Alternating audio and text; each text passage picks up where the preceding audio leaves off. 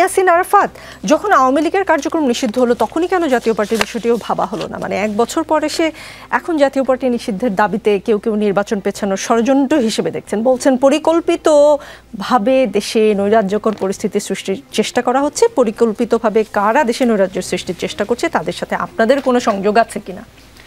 বিসমিল্লাহির রহমানির রহিম। সম্মানিত সঞ্চালক বিজ্ঞ আলোচকবৃন্দ, দর্শক যারা দেখছেন সকলকে শুভেচ্ছা জানাচ্ছি। দেখেন, আজকে জামাত ইসলামী, এনসিপি, গণ অধিকার পরিষদ, বিএনপি সবাই একই কথা বলছে। সূত্রটা হচ্ছে নির্বাচন বানচালের ষড়যন্ত্র হচ্ছে।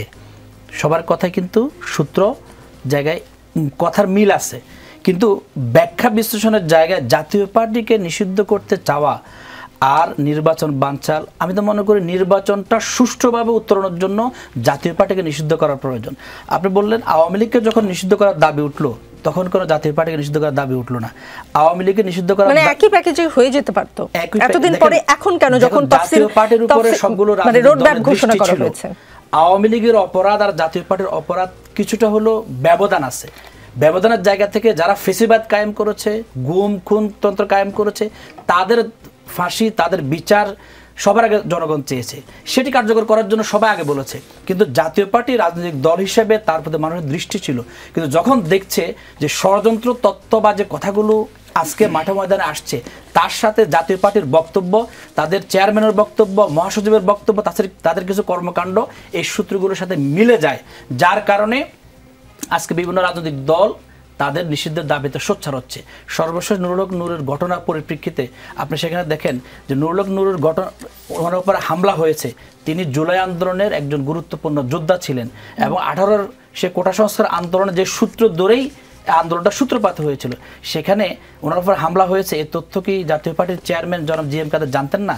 কিন্তু তিনি যখন হামলার পরবর্তীতে আধা ঘন্টা কিংবা 1 ঘন্টা পরে ওনার অফিস থেকে বেরোচ্ছেন, তিনি কিন্তু হাস্যজ্জ্বল অবস্থায় বের হয়েছেন। সুতরাং এই সিমটমগুলো, এই মেসেজগুলো জনগণকে একটা বার্তা দেয়। বার্তাটা হচ্ছে যে আজকে আমাদের আসিফ মাহমুদ ভূঁইয়া যে কথা বলেছেন, এই কথার সাথে সেগুলো মিলে যায়। আওয়ামী লীগ ভর করে জাতীয় পার্টির উপর ভর করে তারা আসতে চায়। সুতরাং জাতীয় পার্টি নিষিদ্ধের দাবিটা আগে জোরালো না হয়ে এখন জোরালো হয়েছে।